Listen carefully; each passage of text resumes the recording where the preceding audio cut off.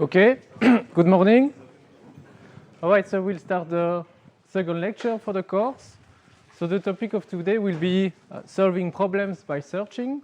So we'll actually implement a first family of algorithms that we can actually use to implement somehow intelligent agents. So this is the first lecture in a block of 2 lectures about search algorithms.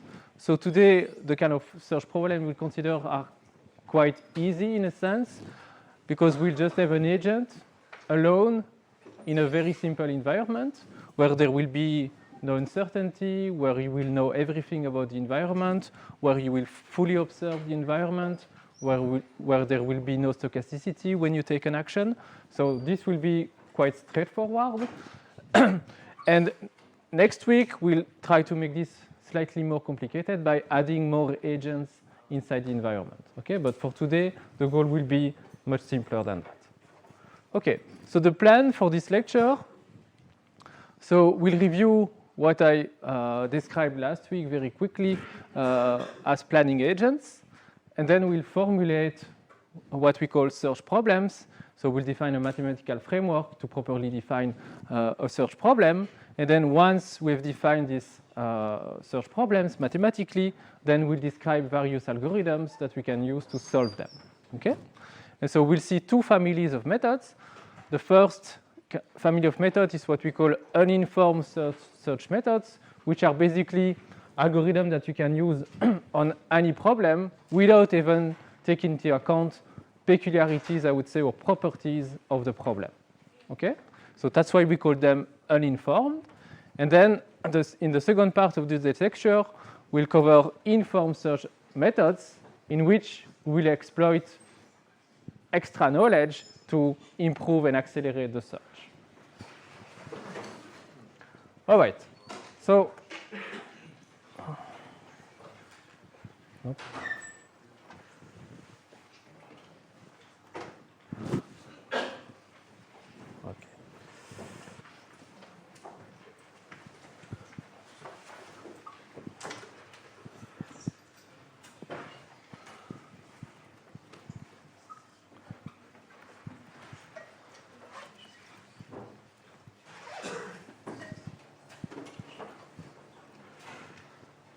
okay, so the environment that we'll consider today is the environment of Pac-Man.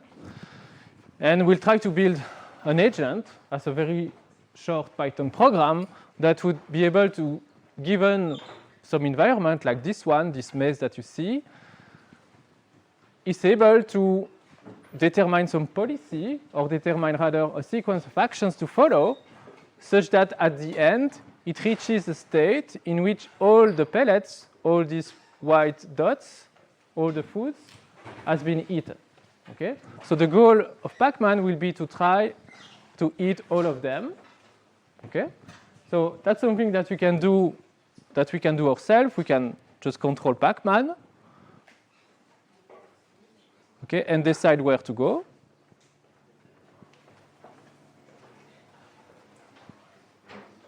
Hop. Yeah, the controller is a bit.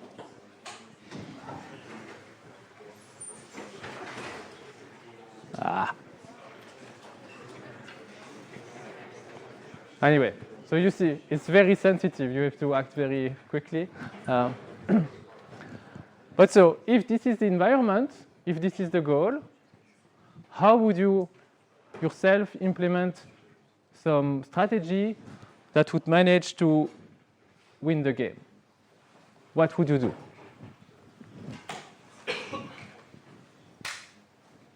So how would you approach this problem? It's easy. I mean, you just have to eat everything. Anyone?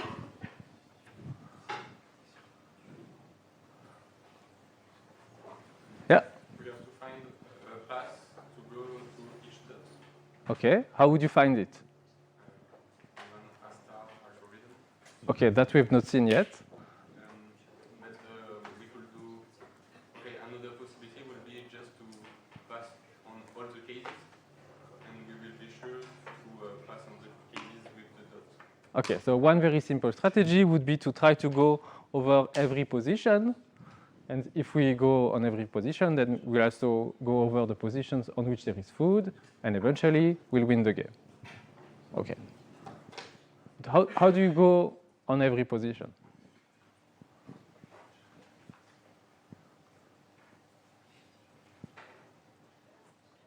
Like, for example, Pac-Man, which is currently at this position, what would you do yourself? Which action would you take next?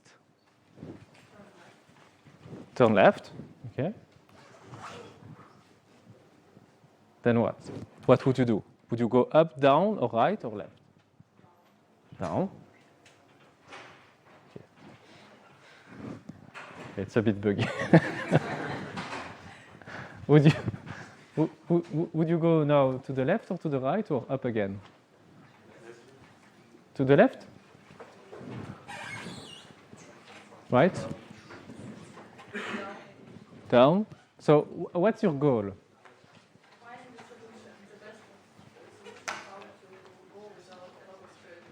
Okay, so why do you want to go down? I predicted that the way will be 3. Because where do you want to go eventually? At the right downward. Yeah, somewhere there in this right region, I suppose. And somewhere there in the right region, and then closer and to the dots. Okay. Okay. So how would you implement this?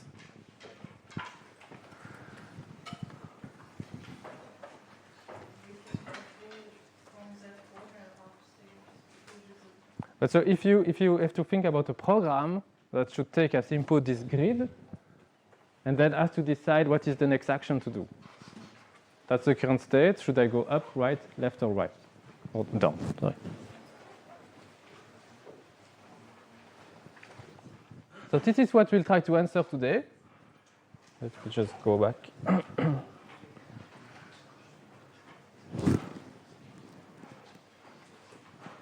Here. So last week, when I introduced the concept of intelligent agents, I mentioned a few instances of them, I would say. The first one is what I call reflex agents, which are agents that basically act only on the basis of the current percept, or if they are model-based reflex agents, on the basis of what they think is the current state of the world, the current state of the environment. Okay? And from this knowledge, and only from this, they decide on the next action. And they will not do any planning. They will not try to see what would happen if they were to take a second and a third and a fourth actions. They just take an action given the current state, okay, or the current estimated state. Okay? So reflex agents, they select actions on the basis of the current percept or on the basis of what they think is the current state of the world, if they have a model for that. And importantly, they do not consider the future consequences of their actions. They only consider how the world is now.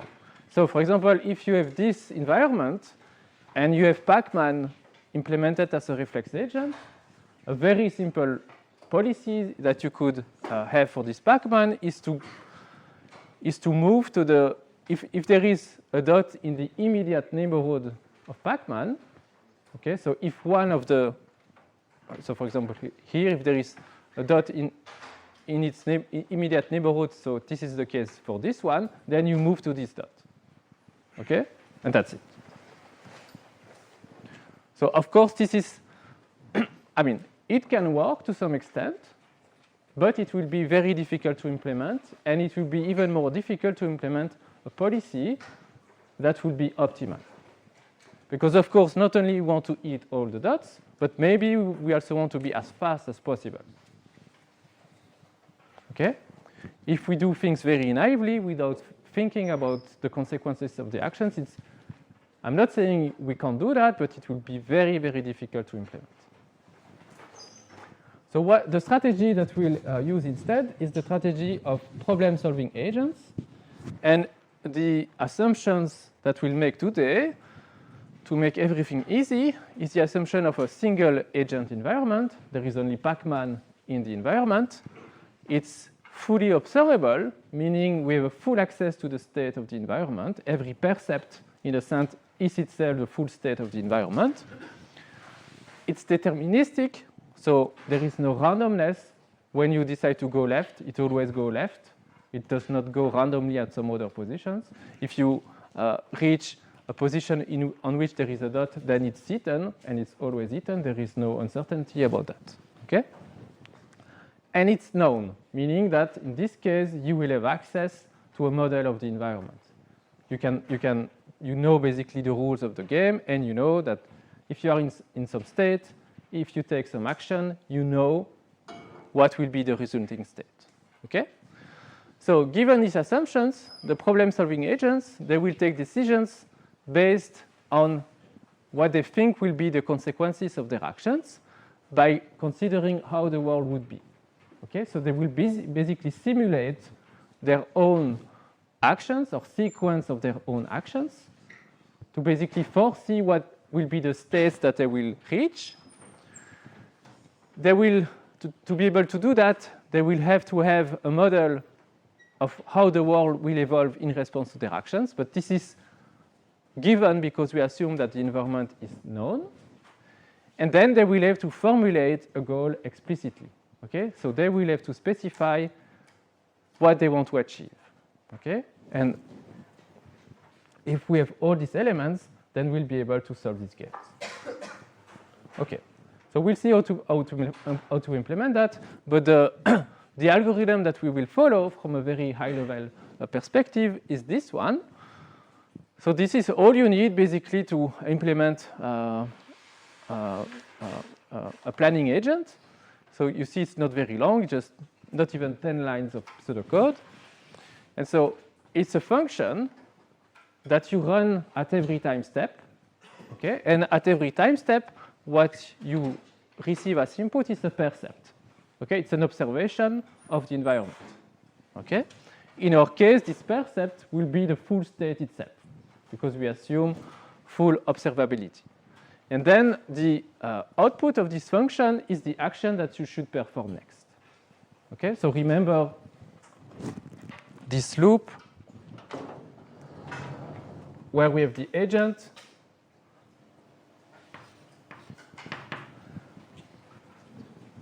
then we have the environment. At every time step, it receives a percept. Okay, which in our case I will call from now on. Where is this punch?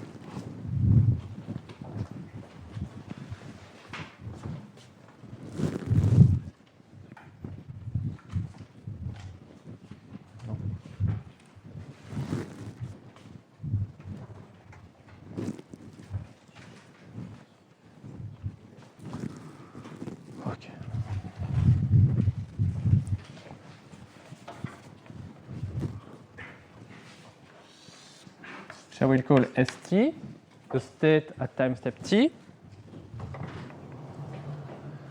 And then you execute this function inside the agent, and it returns the next action, okay, which I will call 8, where t is the number associated to the time step.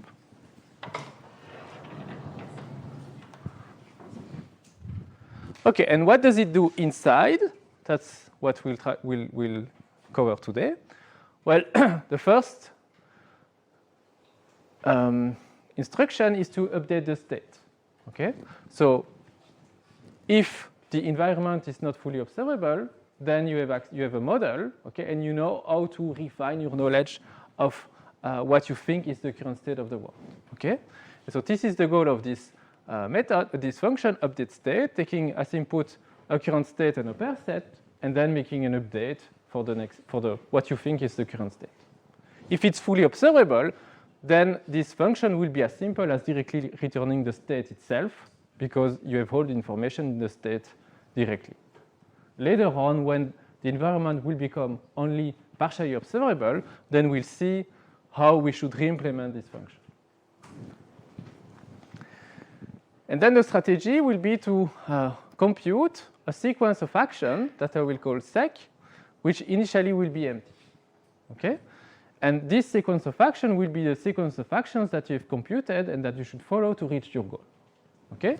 So if initially this sequence of action is empty, you have not yet computed this sequence of actions, then what do? You formulate your goal given the current state. You formulate the problem given the state and the goal. And then, given this problem, you run some search algorithms. This is what we'll see today.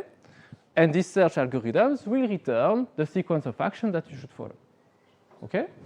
Once you've computed this sequence of actions, and if there is no failure, so if there is a way to reach the goal, then, well, you pop out the first action from that sequence. Then you say that the sequence becomes the rest of the sequence, and you return the action. Okay? So you return the first action of the sequence. And at the next iteration, at the next time step, basically then you don't do much. Maybe you update the state again, but since the sequence now is no longer empty, we have computed it at the previous iteration, then this is completely skipped, and we just perform the next action in the remaining sequence of actions. Okay? Simple as that. And so this algorithm is what we call an offline algorithm in the sense that once you have computed the sequence of actions at some given time step, then you don't even consider the next percept, the next observations you receive, because you will just be following blindly the sequence of actions that you have already computed before. Okay? So it's as if the agent looked and reasoned for very long about this state, then identify a sequence of actions, then close its eyes, and then just execute the actions without even looking at what is going on. Okay? So that's the difference between offline and online learning. In the agents we'll see today, they will be offline. The solution is executed eyes closed. They will ignore the percept, the observations. However, later on, not in this lecture, we also see online agents that will have to recompute at every time step the next action to execute. Okay? And that will be the case in particular for partially observable environment. Okay? In which, when you receive a new observation, you will make an update to the state, and now given your new knowledge, certainly the optimal action that you should execute is no longer the same as before. You have questions so far? Okay. All right. So what we basically have to implement today, so we have to specify what we mean formally by a goal and by a search problem. Okay, so this will be simply specifications. And then, given a mathematical specification of a search problem and a goal, then we'll see an algorithm or several of them today to solve them. Okay, so first step will be just a matter of defining what we mean by a search problem. Okay? So a search problem for us will involve several components, several elements. The first thing that you have to define when you define a search problem is how do you represent a state? Okay? What do you define as a state? And what do you put inside a state? Okay? So a state is nothing else than just a bunch of variables that will maintain some information about the environment. Okay?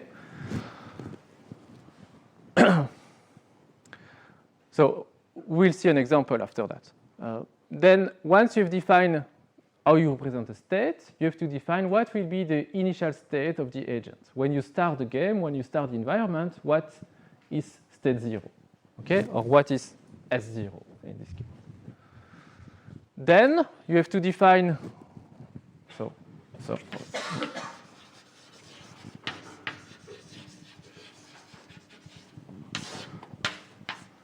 So you have to define the states,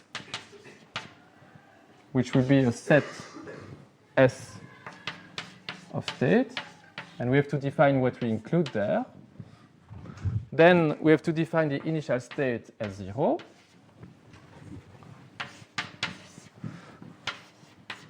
the next thing that we have to define is what are the actions that the agent can perform in every state. Okay? So for example, if the state is some grid in which you have Pac-Man, then the state could be a whole description of the grid, of the position of the Pac-Man, and of the positions of the food dots. Okay? And then for the actions, well, Pac-Man can perform usually 4 of them, but maybe there will be some actions that it cannot perform. For example, if it's next to a wall, then it cannot go into the direction of the wall. Okay? So we have to define a function, actions, taking as input a state, so some element of the set of states, and we'll map that to some element of the space of actions. Okay? So basically what that means, no, it's not that, it's a set, it's a subset of the actions. Okay?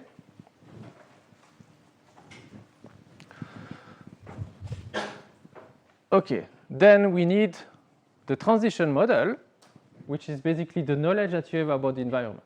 And it's all summarized into a simple function that I will call result, which takes as input a state, an action, and then determine, compute, or give you the next state that will be reached if you execute action A in state S. Okay?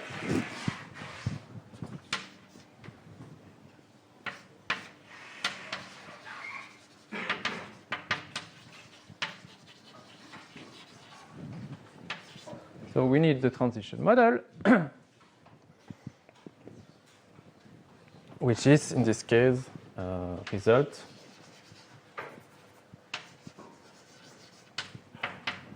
which is the mapping between S and action and producing a next state. Okay, it takes 2 elements, a state and action, and produces a state. Okay, in terms of also language, I will say that S prime is a successor of some state S if there is some action A that can lead from S to S prime. Okay, so for example here, in this simple setting, the environment would be this grid in which the states, for example, could be described by first the position of Pac-Man, so we would need 2 numbers, the vertical and the horizontal position. And we could also have maybe for each position ij, so each of the 9 positions, a Boolean, for example, which tells us whether or not there is a pellet, there is a food dot at this particular position. Okay? So in this case, this state could be represented by 2 plus 9 variables. Okay, for everyone? The initial state could be this one. So we would set all the Booleans to 1 except the one in the bottom left corner. Then the possible actions in this state, well, in this one, for example, we could say that the set of actions that the agent can perform is restricted not to all 4 possible actions, but only to the action of going up or going right. Okay? Then the transition model would tell us, okay, if you are in this state, and if you decide to take, I don't know, the action of going up, then the result will be this new state. And if you decide to take the action of going right, then the resulting state would be this one.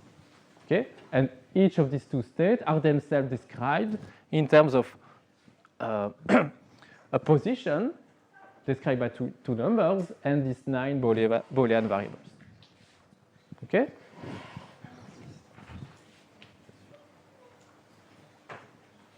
Yes? Okay.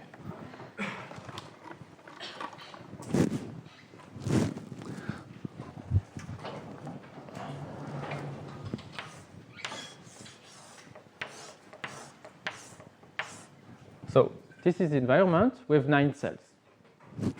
Okay, so I will say that this is I and this is j. Okay, and so this is some maybe this one is some position ij on the board. Okay, then we have Pac-Man somewhere. This, and we have maybe a few dots, a few pellets that are left, maybe at this position, at this position, at this position, and at this position. Okay. What I'm saying is that I can describe S as a tuple of variables. The first one will be the position of Pac-Man. So we would have the horizontal position. So if it starts at 0, 1, 2, 0, 1, 2, then the horizontal position of Pac-Man would be 1. The vertical position of Pac-Man would be 0. That's the two position variables. Okay, and then we would have as many variables as we have cells. Okay, and so for example here I would have 1, 0, 0, 0, 1, 1, 2, 3, 3.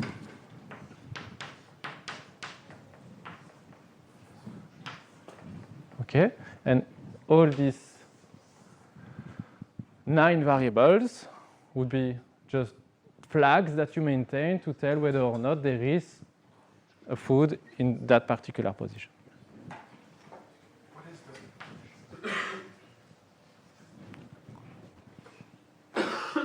Okay for everyone?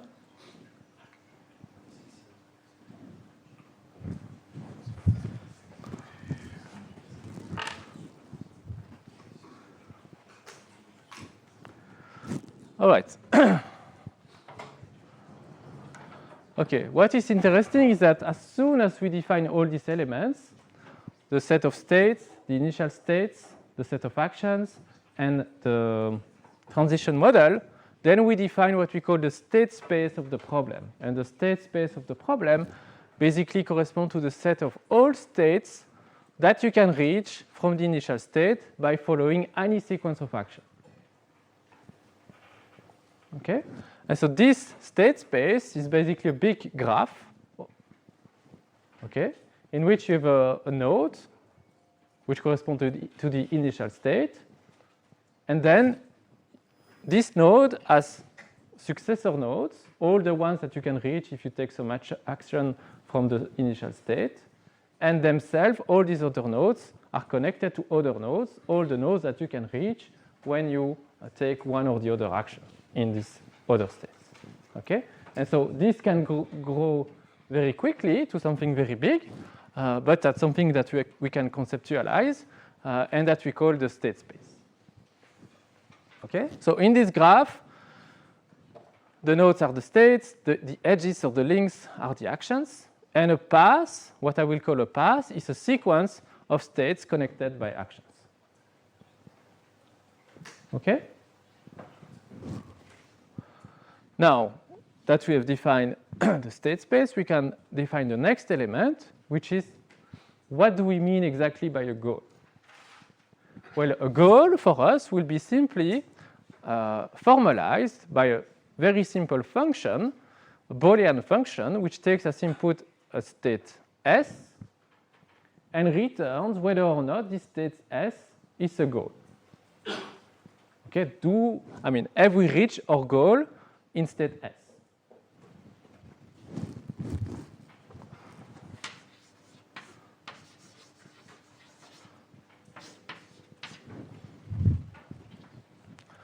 And so, for example, if you take this state, and if the goal is to have eaten all the dots, then if you evaluate the goal function on this state, it should return false.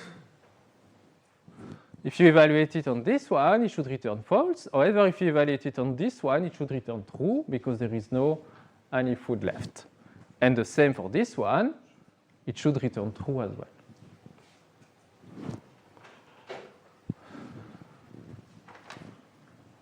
Okay. Next, we'll define what we call the cost of a pass. Okay. And it's basically a function that will take as input a path, so a sequence of states connected by actions, and will give you back a numerical value, which will correspond to a cost. Okay? And what we'll make as further assumption in this course is that we'll assume that the path is something that we can decompose as a sum of positive step costs. So we'll say that the cost of a path is simply the sum of the costs that you have to pay to go from one state to the next. Okay? And we'll define this properly as a function C, taking three inputs: the current state, the action that you take in that state S, and the state S prime that you reach after the action. Okay? So this function should return, and this is what we'll assume, should return a positive number. Okay?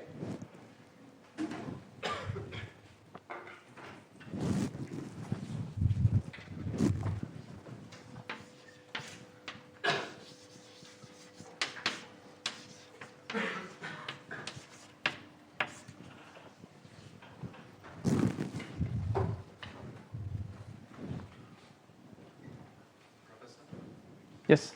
I'm just wondering, so since S with A together gives S prime, Yeah. why do we still need to use it to indicate it as an input if it's known already through S and A? Given the assumptions that we're making, I agree this is redundant. Okay. But if, for example, we were considering a stochastic environment, we could still define a search problem. Okay, but we don't know with certainty the next state that we'll reach then.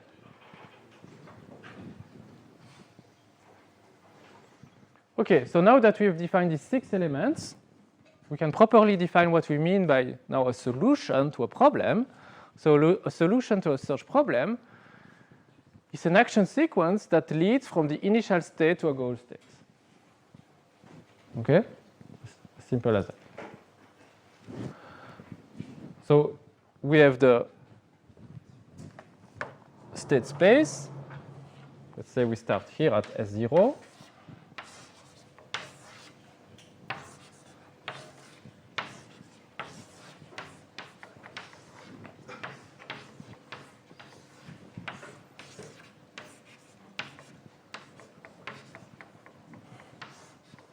Okay, let's say this is the state space for some problem. Then let's say that this is a goal state. Okay. What we'll say is a solution is a sequence of actions that start from S0 and reaches this goal. Okay. So you see here that the solution is not necessarily unique. We could go this way, or we could go this way, or we could also go this way. Okay? All these 3 paths lead to a goal state and are therefore a solution.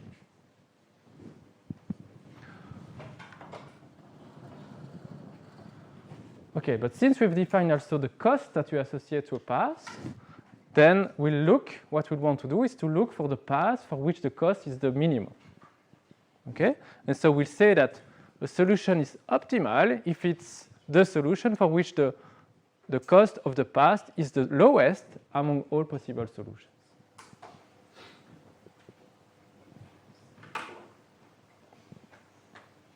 Okay? For everyone?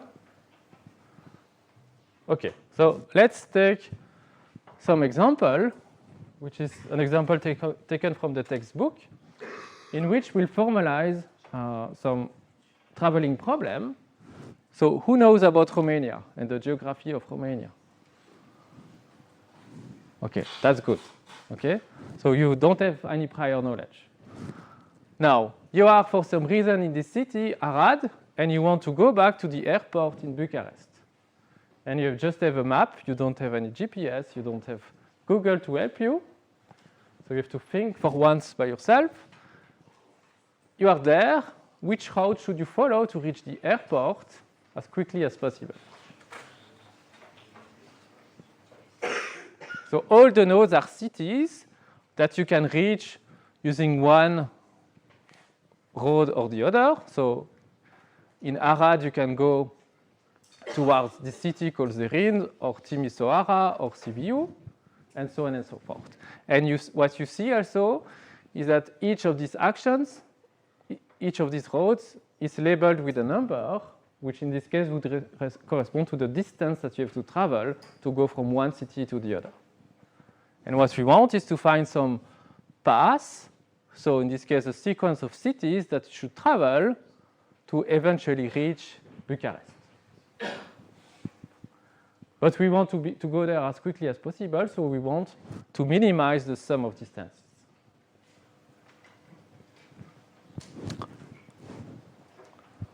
What should I do if we are there?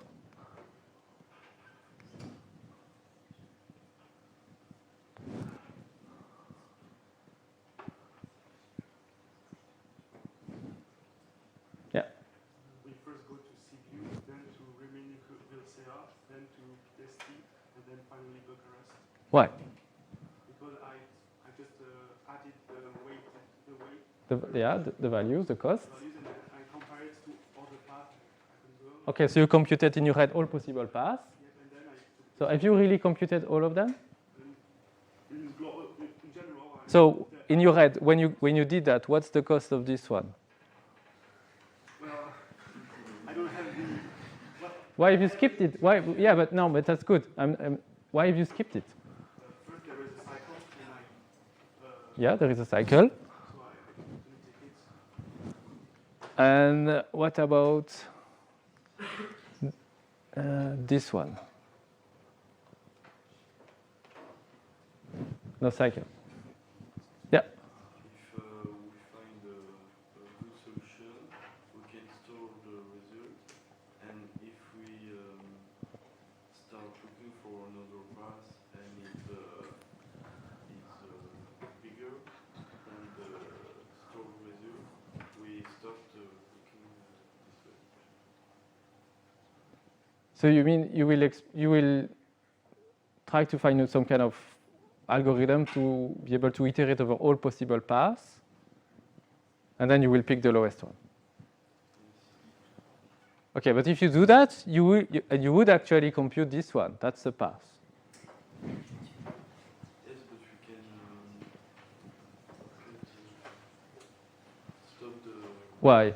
How do you know it will be necessarily worse than some other path that you've computed before?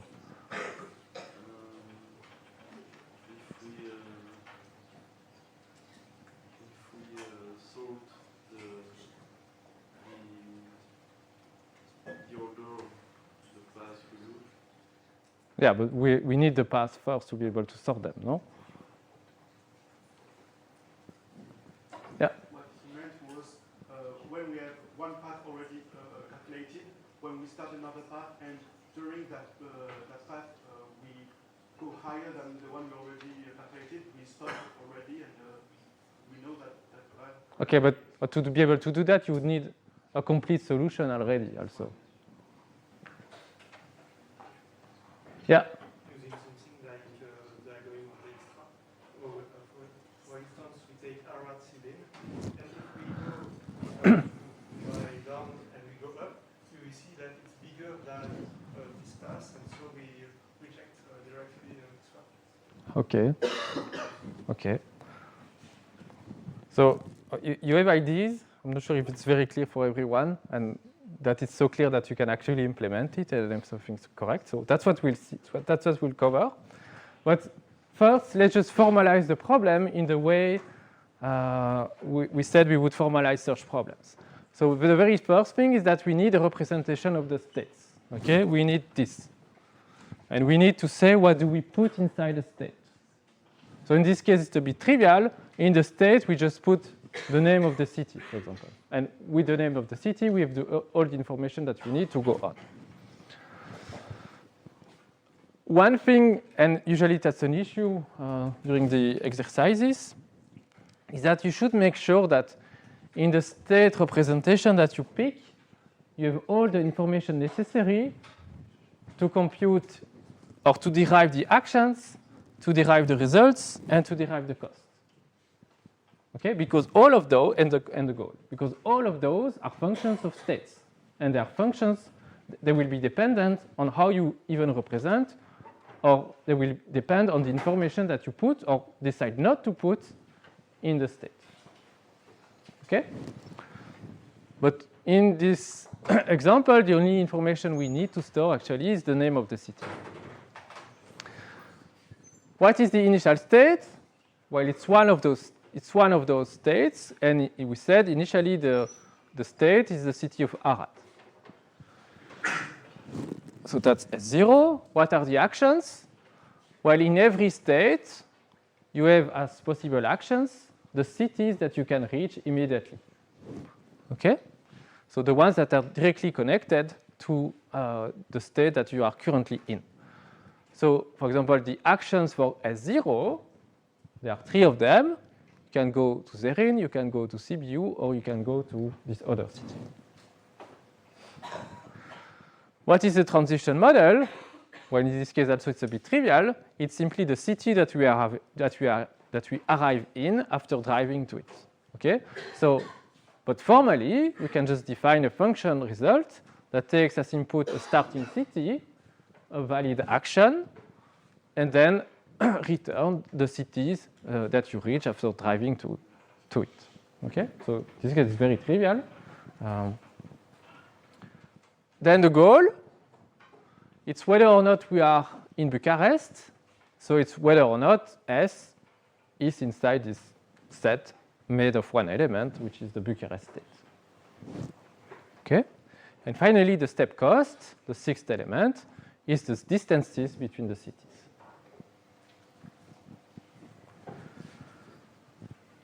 Okay.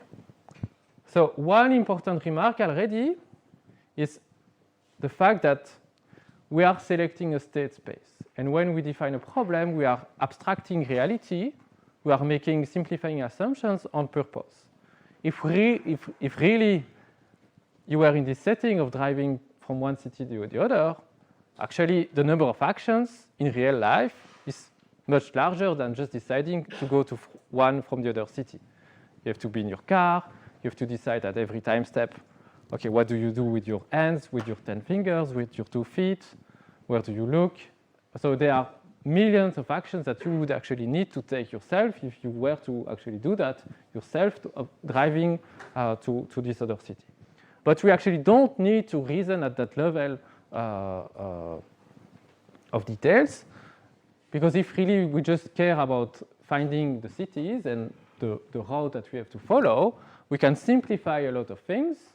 And all these millions of actions that you need to actually perform to go from one city to the other, you can just then aggregate them together in just one action, go to that city. How you actually implement that is something that we don't care about, okay, for this problem. Okay, so what I mean to say is that the real world is complex, is too complex, and there is no way you will be able to describe it fully, even if you wanted, in as a search problem, okay, or as a state, okay? What we'll do instead is to define a search state which will keep only the details that are needed for the actual planning that we want to perform, okay? And there are plenty of details that we don't need to care about if our goal is not related to these details. Okay, so for example, here would be, again, a game of Pac-Man in which the goal would be to eat all the dots, okay?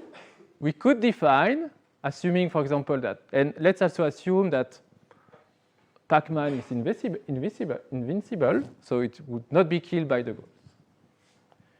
In this scenario, if your goal for Pac-Man is just to eat all the dots, then you could describe the states, or each state, simply as the position of Pac-Man, exactly as before, and then Boolean values for each of the dots that remain on the grid. Okay? you see that in the state representation, I do not include the positions of the ghosts. Okay, because in this case, they would not be necessary for the proper planning of the actions and the discovery of a sequence of actions that would lead to a goal state. Okay, because if we assume that Pac-Man is invisible, okay, it can just do as if they were not there. Okay, they do not matter.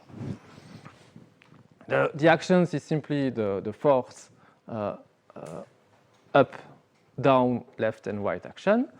The transition is a simple function that would update the location and possibly one of these booleans if you eat one of the dots. And then you would have as a goal test whether or not the dots are all false. Okay? Another example, just to prove this point. Let's say now we have this scenario. Okay?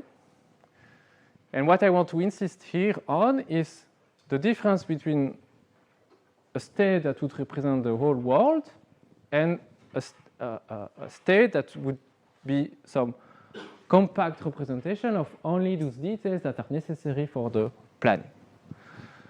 So in this case, if we want to represent fully the state of the environment, we would need two numbers to represent the positions of Pac-Man. And so there would be 120 combinations.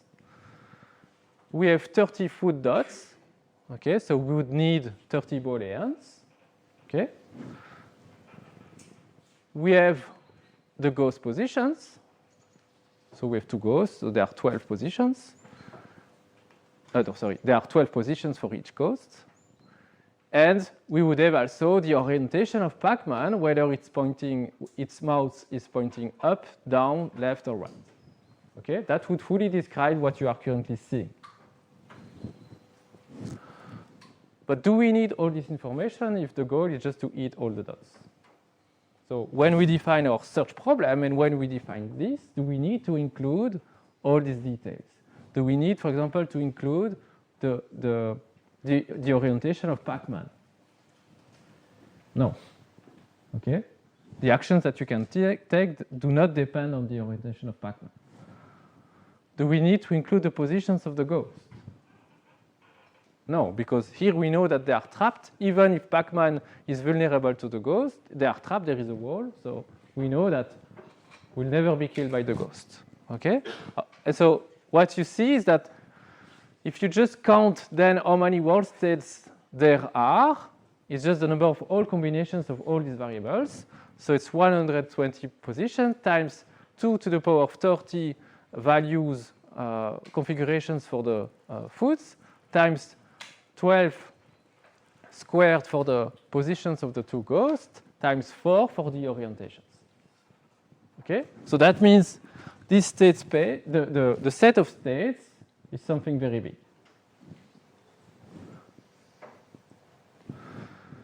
However, the set of states that we could define to solve this problem of eating all the dots would just be the positions of the agent, Pac-Man, times 2 to the 30 for the values of the Boolean variables for the foods.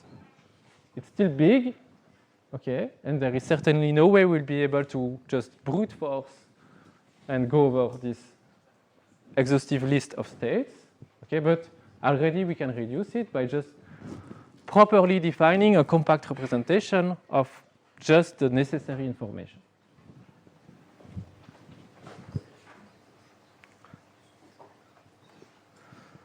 Okay, now that we define all of this, we can define the concept of a search tree.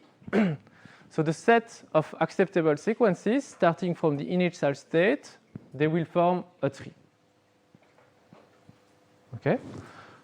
So if you are in some state, like this one, you decide to go up or right, then you will reach another state in each of these, for each of those actions. And recursively, for each of these two states, you can decide on some other actions that will lead to some other states, and so on and so forth. So all together, so a branch in this tree corresponds to a path, okay, a sequence of states connected by actions, and all together, these branches, these paths, they form a tree. Okay? Now, the very first thing you should realize is that for most problems, there is no way you would even be able to instantiate this tree. Just to create it and put it into memory, there is no way you would be able to do that for most problems. Why?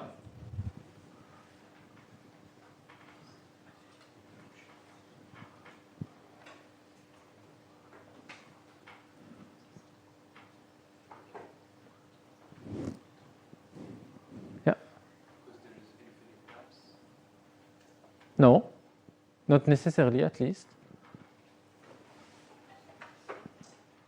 But it could be a reason. It could be, I mean, that's one first reason. It could be that the set of states is infinite. And in this case, of course, you may have branches that are themselves infinite. But even with a finite set of states, this tree can be very big. You can have very long branches. And so would you say, for example, that in this example, with these 9 cells, so do we have a set of states which is finite or infinite? So if we define the set of states simply in this way, it's finite. And we actually exactly know how many states there are. It's this. Okay? Can we have infinite branches with this finite set of states? Yes, we can. Why? Because if you are there, one of the next action, which is valid, is to go back to this corner. You would reach some other state. And then in this other state, you could decide to go up again. Up and down, up and down. You can repeat that infinity many times. And you would have an infinite branch. Okay, so even with this silly and naive example, we can have issues such that infinite branches. Okay. Okay, yet the algorithm that we'll develop today will be based on this concept of a search tree. And so now that we have defined a tree where each branch corresponds to a path, then we'll try to see if we can define an algorithm, a search algorithm, that will identify a branch which happens to be a solution. So it's a path leading to a goal state. First, we'll try to see if we can just do that. And then second, can we even find the optimal branch in this tree that we can't even build on a computer? Okay? So the algorithm that we'll follow is as simple as that. So it takes as input a problem, so simply a formal specification of the problem in these terms. Okay, so it knows how you represent the states, it knows the initial state, it knows what will be the consequences of actions, it knows the actions that you can take in any state, it knows the consequences of the actions through the transition model, it can evaluate whether or not a state is a goal state, and it can compute the cost of a step. Okay? It will also take as input a data structure, which I will call a fringe, which will basically correspond to a set of parts of the tree that you have already explored or that you are currently exploring. Okay, I will go back to this concept after. And what it will return, hopefully, is a solution. Okay, it will return a sequence of actions. Okay, so how does it work? Okay, you could write this thing even more simply, but from the definition of the problem, you know the initial state. Okay, so you just put these initial states into the fringe, okay, into these data structures in which you maintain a list of things that you need to explore next. Okay? So this fringe is, for example, just a set or a list of states, of nodes, that you know you should explore, that you know you should evaluate. Okay? And the very first thing is, when you start the algorithm, is that you initialize this list of states to the initial state. Okay? So you just insert the initial state into the fringe. And then what do? You do a loop in which, at every iteration, you look whether or not the fringe is empty. Is there anything left to explore? If there is nothing left to explore, you stop. Otherwise, you keep going. And what do? You remove something from the fringe. You remove one. You select one of the nodes from the list of nodes that you have to explore. Okay? And then you test whether or not this node that you've extracted is a goal state or not. Okay? That's something you can do because you know the goal function. If that node is a goal node, then you return the node and you stop the search. Otherwise, what do? You expand, meaning you consider all possible successors of that node, and you add them to the fringe. And then you keep going like this. So, once again, but on this example, so we would have the fringe. Let's say the fringe is just a list which initially is empty. Then you enter into the algorithm, and what you put inside the fringe is S0, the initial state. Okay? Then you check. You do this loop, and at every time you check. Is the fringe empty or not? It's not empty. So what do? I proceed, and I pop out one of the elements of this list. Okay? And let's say I decide to always pop out the element at the front. So in this case, I pop out this S0.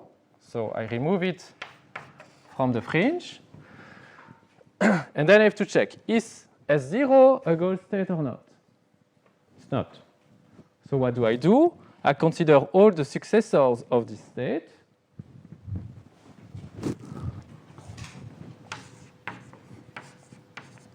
S1, S2, and I put them back into the fringe.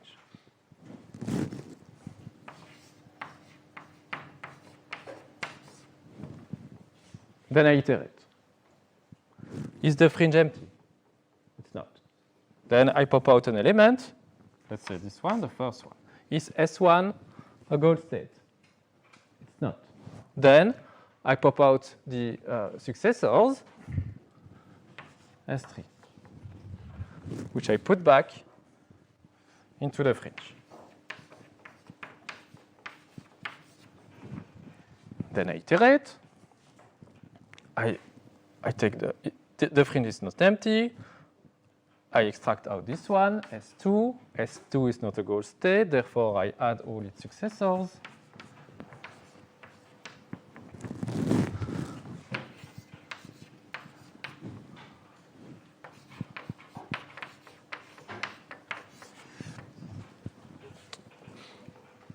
Next iteration, the fringe is not yet empty.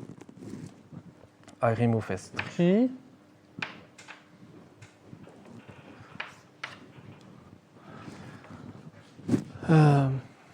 Then I add, so S3 is not a goal state, therefore I add its successors, so S6.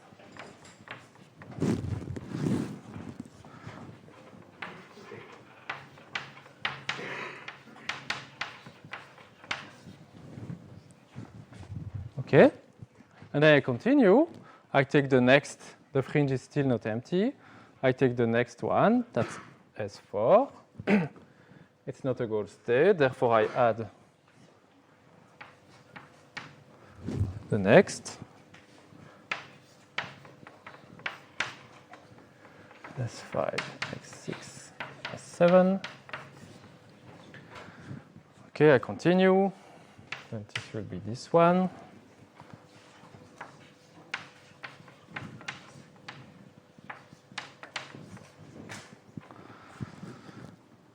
The when we are there, the fringe is not yet empty. Then I pop out this one. Is X6 a goal state? Yes.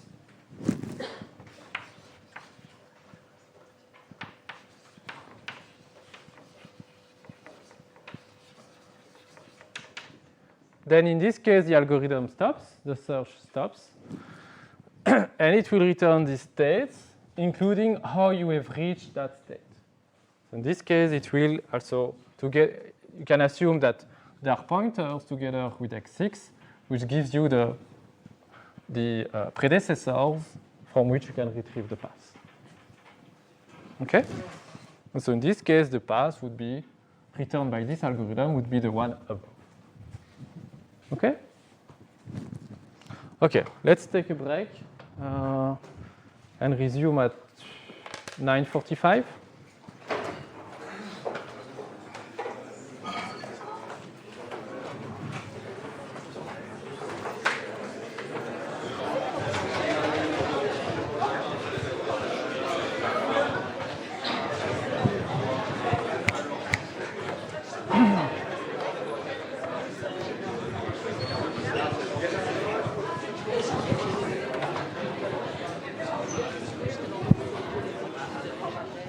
Okay.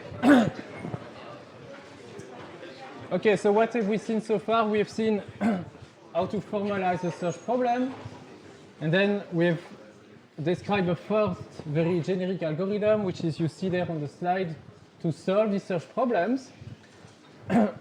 There are still a few things that we'll need to define, but you'll see that by just changing the implementation of one of the other elements of this code, we'll be able to solve problems and even to obtain optimal algorithms, so algorithms that do produce the optimal solutions. Okay, maybe you have seen the concepts that are important for you to notice in this code is the concept of the fringe. So it's just visualize that as some kind of list, as the ones I've shown there on the blackboard, of things that you need to explore next. Okay, these are nodes that you know are there, that you are about to reach, and that you should keep exploring, maybe to eventually reach a goal node. Then there is this concept of expansion, which is given a node, you expand it into its successors, and then you add this back into the fringe. And much more importantly is the concept of exploration, which is basically which node do you select next for from the fringe. In what I've done so far, and in the examples that we went over together, I just said, okay, just pop out the very first node from the list. But I could have done otherwise. I could have picked maybe the last one. Or maybe I have some reasons or some good information about maybe how promising are these nodes, and maybe I should pick one in the middle or some other node.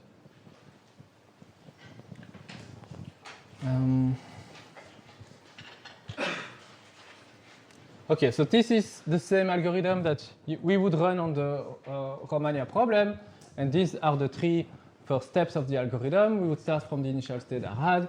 It's not a goal state. We expand it, so we add its three successors into the fringe. Then we iterate. The fringe is not empty. We pick the next one.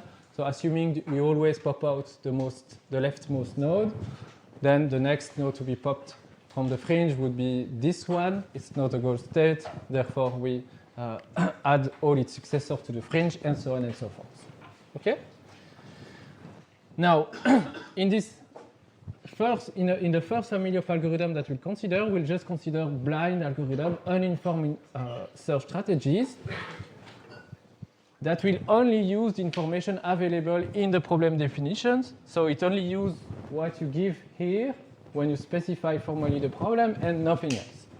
And in particular, they will not know whether a state looks more promising than some others. Okay? So for example, when we were there,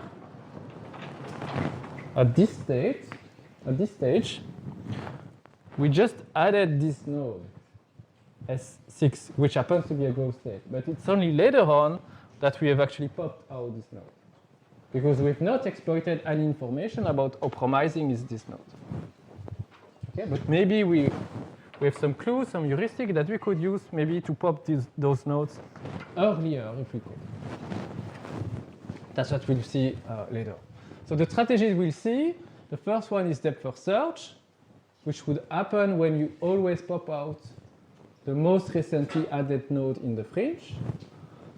Then we have breadth first search, which would happen when you always pop out the node which is the oldest in the fringe. And then we have two other one, uniform cost search and iterative deepening, which I will describe later. Okay, so already I'm telling you there are several ways to implement these very simple algorithms. And one thing we need is to define how well or how good is an algorithm. And we'll do that in terms of three axes. The first one is a completeness property. So if you run some algorithm, does it complete? Does it terminate always? So if there is a solution somewhere in the search tree, and the solution is necessarily something finite, okay, do we stop eventually? Optimality, if we stop, have we found the optimal branch? Have we found the optimal solution? It could be that we find another solution which is not necessarily the optimal solution. Okay, because in the algorithm, here, we stop as soon as we remove from the fringe a node which is a goal test. Okay, but there might be several ways to reach this node. Okay, we just terminate as soon as we find a way, a solution, a path that leads to one of these goal nodes, regardless of whether or not there may exist another path that would lead to that same node and for which the cost is lower. Okay. Then we have complexity properties, time complexity and space complexity. And so the time complexity is simply how long does it take to find a solution for the algorithm to return, and space complexity, how much memory do you need to actually perform the search. We'll describe all of this in terms of a few properties of the search tree itself. So I will denote as B the maximum branching factors, which is the largest number of value, which is the largest number of actions that you can take at any node. Okay. Then we have the depth, D, which is the depth of the optimal solution, the least cost solution. And yeah, something just to be exact, I will define the depth of some state S, of some node S in the search tree, as the number of actions from the initial state to S. So that means the initial state will be at depth 0, its immediate successor will be at depth 1, and so on and so on. Okay? And then finally, M will be the maximum length of any path in the state space. Okay? Which is so the length of the longest branch. Okay? So this is the picture you should have in mind. We'll have a tree which will never fully instantiate, but which we will explore. At any node, we will be able to take up to B actions. Okay, and what you should quickly realize that the number of nodes that you would have at every level will grow exponentially fast. Okay, so at level 0 you have one node, the initial state. At level 1 you have B nodes because there are up to B actions that you can take, and each of them maybe would lead you to B different states. And then for each of those, you can have up to B actions leading to B states per node. So you would have B square nodes and so on and so forth. And so if the maximum length of a branch is M, then that means at the last level, you would have B to the M nodes. Okay, so this tree is very big and grows very big very quickly. And just to maybe realize how big it is, just count, if you can, if you remember, from data structures, how many nodes you have in that tree. Okay, first algorithm, depth first search. So it's a very silly but effective strategy, which is to run this tree search algorithm, and at every step, at every iteration, what you will do is that you will remove from the fringe the most recently added node.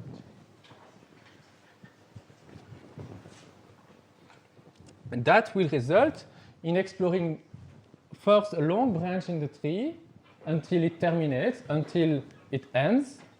Okay, because, for example, there is no more action to do. In this case, you backtrack and then explore another branch. Okay? And how do you implement this mechanism? So you take the search tree algorithm, and you say that you implement the fringe as a stack, as a LIFO stack. Last in, first out stack. Okay? If you use this as a structure, then, for example, on this problem, we would start in state A. It's not a goal state. We add all its successors into the fringe. We have B and C in the fringe. Then we pop out the node that you have inserted last. So let's say also that we insert the successors in the reverse order, so from the right to the left. So we would first insert C and then B. So when we pop from the stack, the next state that we would obtain is B and not C. Okay? Then B is not a goal state. We add its successor to the fringe. We add E and D. Then we continue. We have D that we remove from the stack. It's not a goal state. We add its successor, I and H. And then next iteration, we are there. H is not a goal state. We add all its successors. In this case, there is no successor for H. That's it. The search ends for this part of the tree. Okay. We then go to the next iteration. We remove the next node from the fringe. In this case, that would be I. Okay, because that's the node we inserted just before H. Again, it has no successor, and it's not a goal state, so there is nothing to do. And then we continue. We remove the next node from the fringe. In this case, that would be E. We are there. We would add its successors, and so on and so on. Okay? So you see that we explore the tree branch by branch, like this. Okay? That's the strategy that depth first search would basically implement. So that means if in red we have goal nodes, this algorithm will find the leftmost goal node in the tree. Okay? If we explore from top to bottom and then from left to right, then that means we would scan the tree in this direction and we would stop as soon as we find a node, which is the goal state. In this case, that would be the leftmost one in the search tree. Even though maybe in this other part of the tree which we have not yet explored, there might be another goal state for which the cost of the path is lower. Okay? Okay, what are the properties of this algorithm? Is it complete? Does it terminate always? So it completes provided there is no infinite branch. If you have infinite branches, it will run forever. Okay, so completeness is not guaranteed. We can go around this problem. So the back and forth situation I was describing earlier is basically what we call a cycle, because we revisit a state which we have already visited. So we should know that there is no point in doing that. So there are mechanisms that you can implement to detect these cycles and completely remove them. And in this case, it will be complete. Is it optimal? Well, no, it's not optimal because DFS only finds the leftmost solution regardless of its cost. What is interesting about this algorithm are the complexity properties. So what is the time complexity?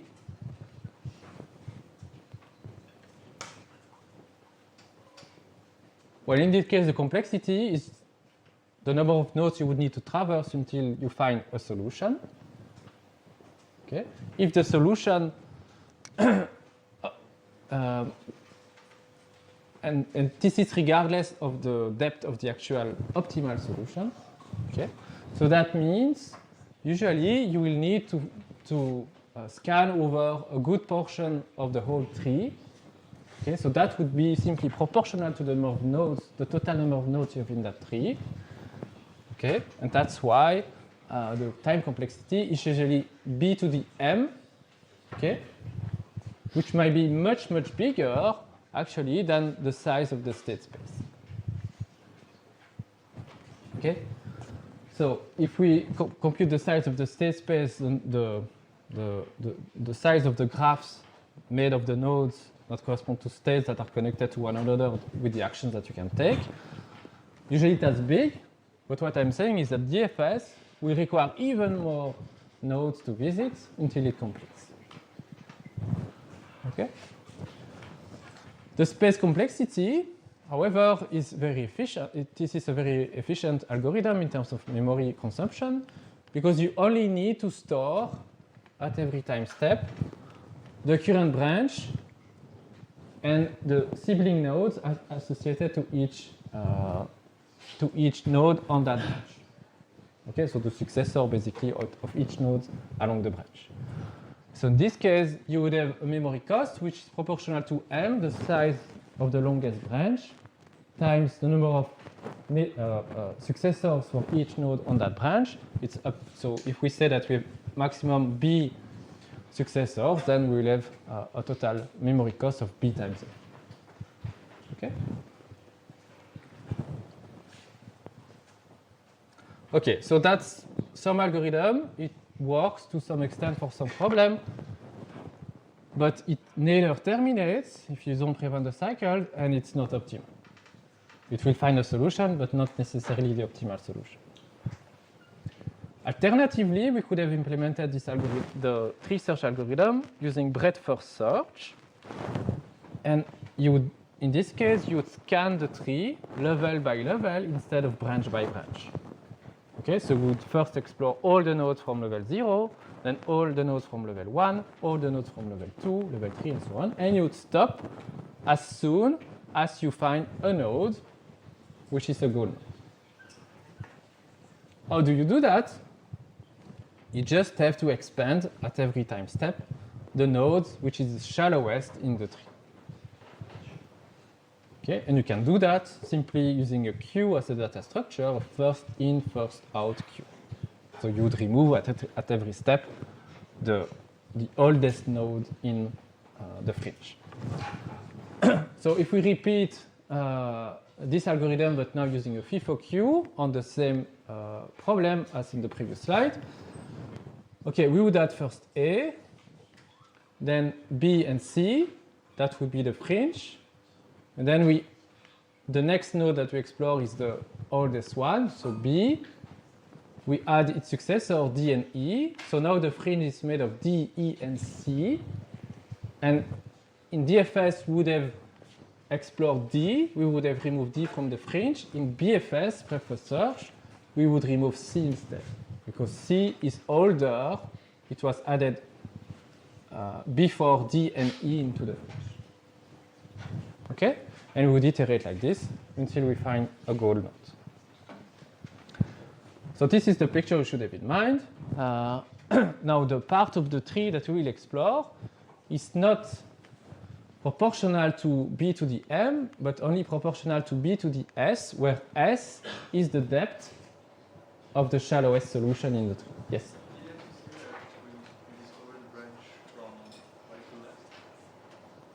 From left to right. Maybe I said that, but it's from left to right. It depends basically, I mean, if it's not really important, but it's basically when you do this, it's the ordering of the nodes.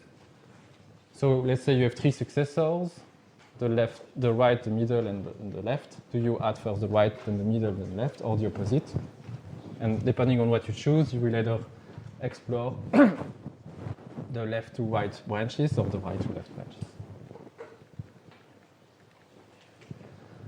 Okay, so if you do that, we arrive to an algorithm, BFS. Is it complete? Yes, that's a complete algorithm. It always terminates. Okay, if the shallowest node, if the shallowest goal node is at some finite depth d, BFS will eventually find it after just generating all previous nodes in the tree. Okay, we'll never be stuck in an infinite branch.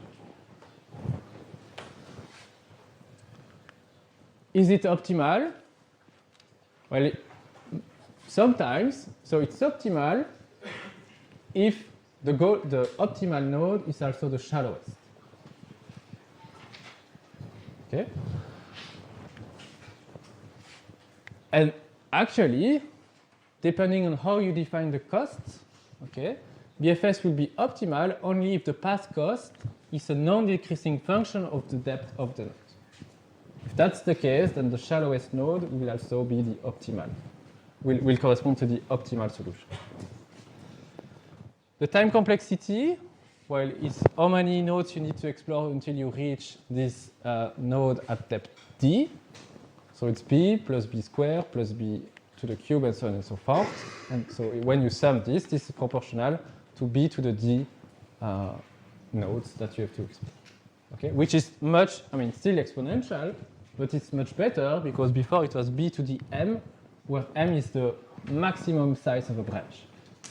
Usually d will be, I mean, under these assumptions, d will be the minimum size of a branch. And the space complexity, it's the number of nodes you have to maintain in memory into the fringe, which in this case will be the largest level. The number of nodes that you have in the last level. Okay? So in this case, this is also b to the t.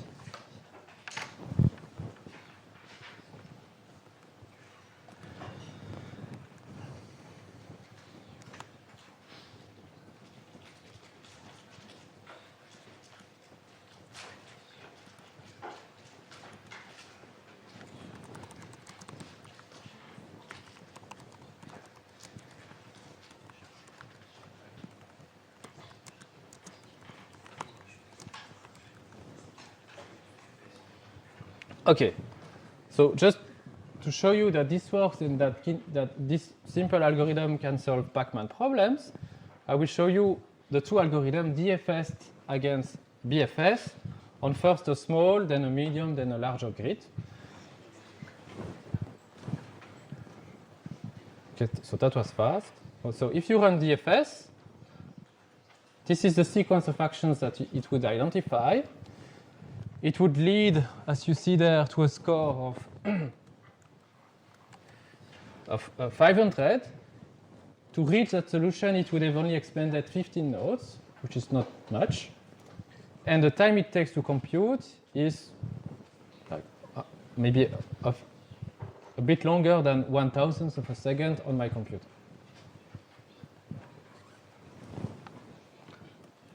If we switch to BFS, okay, we see that it takes another pass, but you see that the score is slightly better. It's 502. Okay, it's because BFS in this case for this search problem, because of the way I define the step of the cost of the steps, will guarantee that BFS is actually optimal. So we'll find the optimal solution. Okay. And you see that for this particular scenario, the number of nodes that we had to expand it happens to be the same, 15, and the time is roughly the same.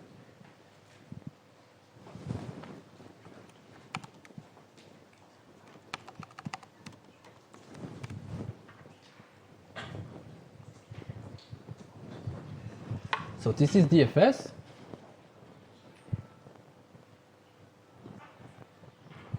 So it will just expand one branch until it either terminates, there is no more action to do, or the goal is met.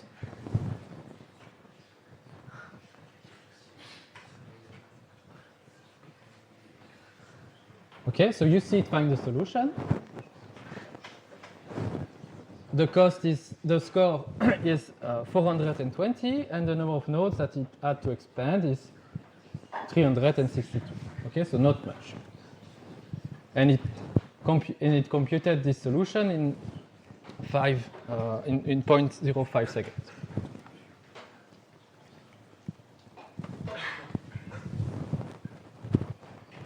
This is BFS.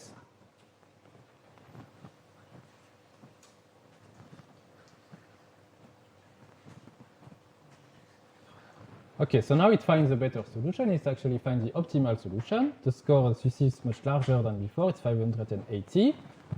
But you see that it took roughly 25,000 nodes to explore in the fringe. That's the number of iterations we did in the algorithm against 300. Okay, but we have found the optimal solution.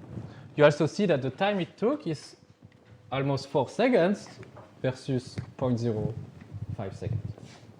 Okay, and so that time is basically, so remember when I said we were considering today problem-solving agents which would act eyes closed.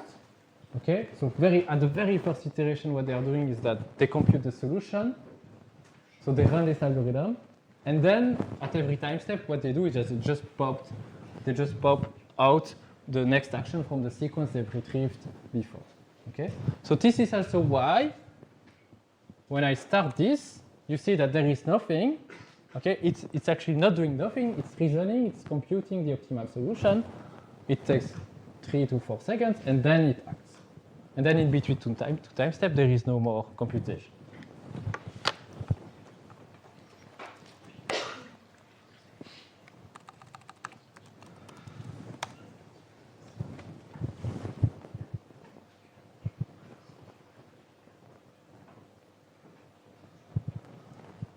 This is now for depth first search on a larger environment.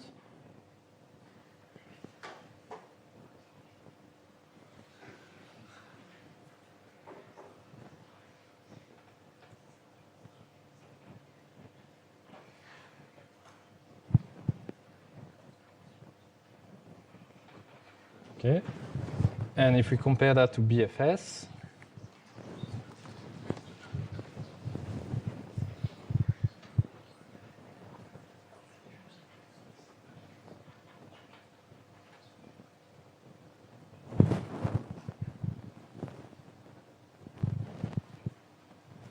okay, and we have the same conclusions as before. The score is larger. In this case, it's the optimal score that we reach. The number of nodes that we explore is much bigger, in 3000s against 300s, and the compute time is also large. Okay?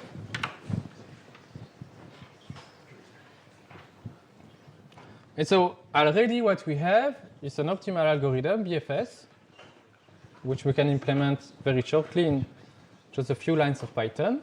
You can just give it any search problem that you specify in this way, okay, and it will be able to solve it and to find actually the optimal solution. Would you say this is intelligent? That we can debate, but it gives you the correct solution.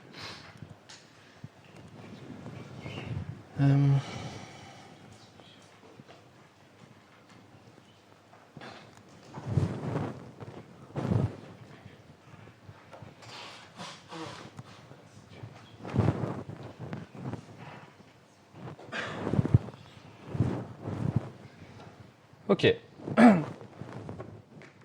So there is an hybrid algorithm which we call iterative deepening, which is mixing the good properties of DFS, which is the low memory cost, with the good properties of BFS, which is the fact that it's optimal. Okay, so you can combine the two. That gives you iterative deepening, which is basically an algorithm in which you run DFS up to some depth. So first you run DFS up to depth 1. If you have not found a solution using that version, then okay, you continue. You run again DFS, but up to depth 2. If you have not found a solution, then you continue. You run DFS fully, then but up to depth 3, and so on and so forth. And you proceed like this. And even though this may seem a bit wasteful, this is more efficient memory-wise, and optimal. Okay.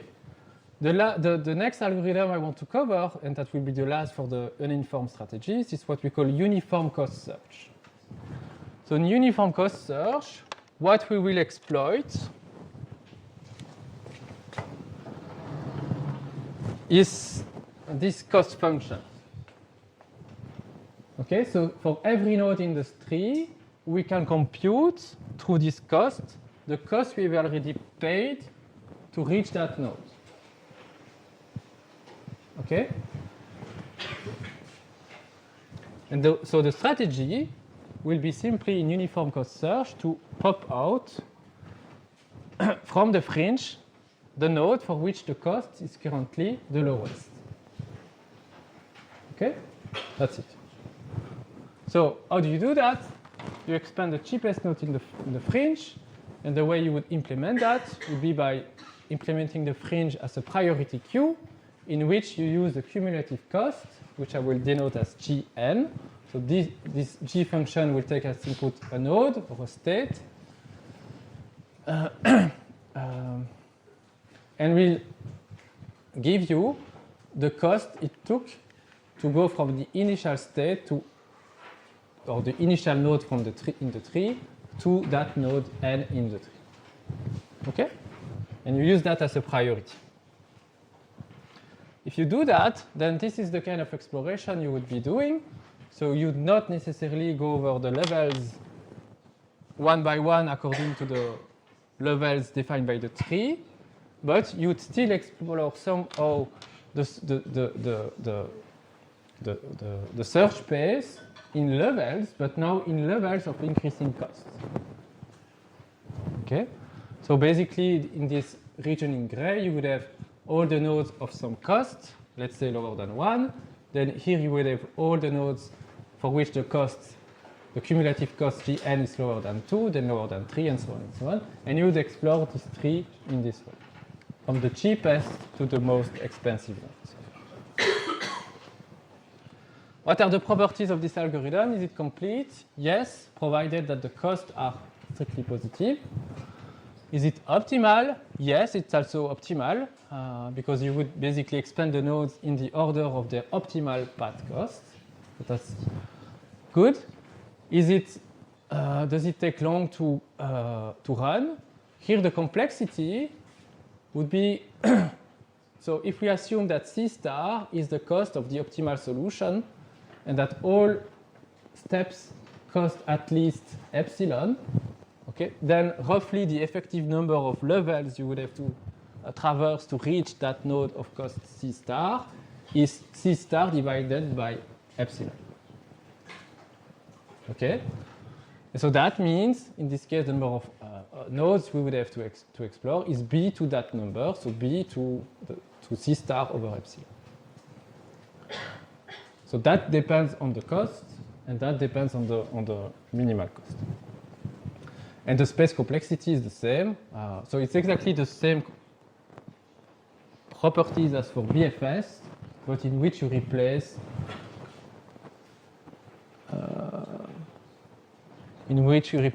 D by this approximated number of levels that you would traverse when you run uniform cost search, okay, which is C star over epsilon. Okay. So let's see how it works.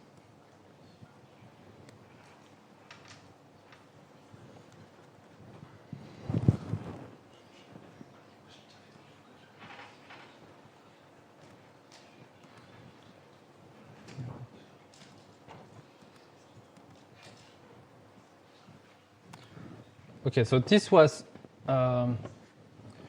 breadth first search on that medium environment.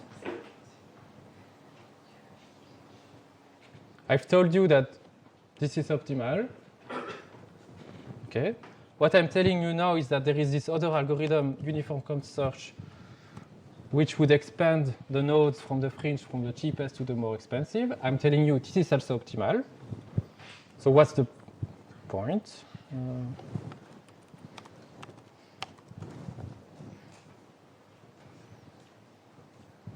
So let's see if it's optimal. So it should reach the same value for the score. Okay, 580, 580. But where it's more interesting is that in this case, the number of nodes that you expanded is 18,000 for uniform cost search against almost 25,000 for BFS. So it's slightly, roughly by 25% more efficient than this previous algorithm.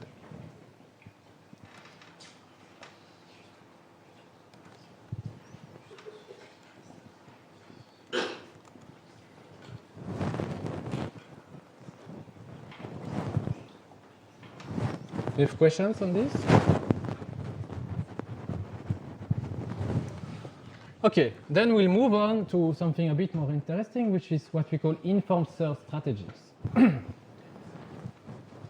So if we consider this last algorithm, UCS, it will explore the state space basically in every direction without exploiting maybe information that we may have about the plausible location of the goal state. Okay? And intuitively, this is what we do. Okay? One of you said earlier, for the Romanian problem,